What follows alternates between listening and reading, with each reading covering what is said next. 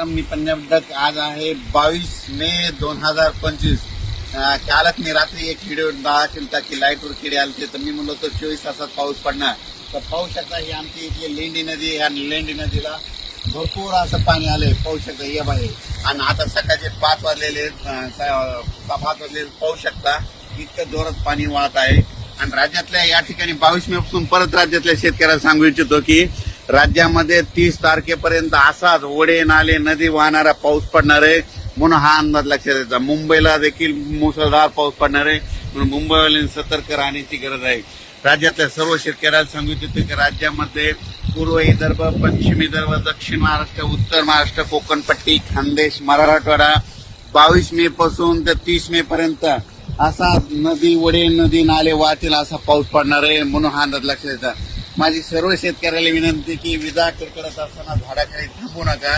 त्याच्यानंतर विजा कडकडत असताना आपले पाळीव प्राणी झाडाखाली बांधू नका, कारण की झाडावर जास्त विजा पडतात म्हणून हे अंदाज लक्षात येतात. नारळाच्या झाडावर देखील वीज पडते म्हणून नारळाच्या झाडाखाली थांबू नका. मोबाईलचं नेट देखील बंद करा. काल देखील 2-3 ठिकाणी मोटरसायकल चालत असताना मोटरसायकल विजा पडलेले 2-3 व्यक्ती महाराष्ट्रात दगावल्यात म्हणून हे देखील लक्षात येतं.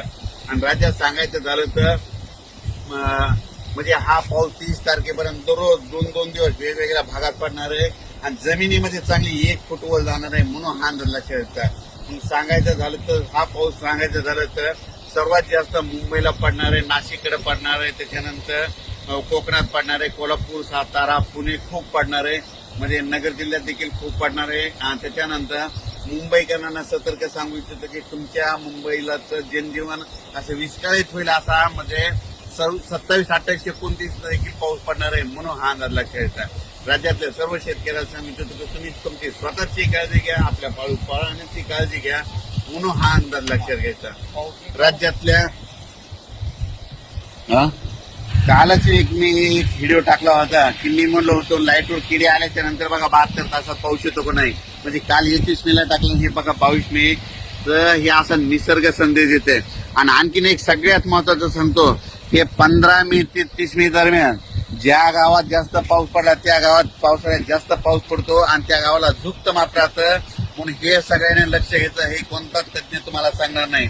जर तुम्हाला एक सांगू इच्छितो की आमचं धामणगाव आहे, म्हणजे आमच्या धामणगावला 15 मे ते 30 मे दरम्यान आता असा पाऊस पडला आणि इकडे सेलूला नाही पडला तर येणाऱ्या पावसाळ्यात आमच्या गावाला दररोज पाऊस पडणार पण सेलूवाल्याला सोडून देणार म्हणून हे प्रत्येकाने ही गोष्ट लक्षात घ्यायची. ज्या गावाला जास्त पाऊस पडला तिथे जास्त पाऊस पडतो म्हणून हे लक्षात येतं.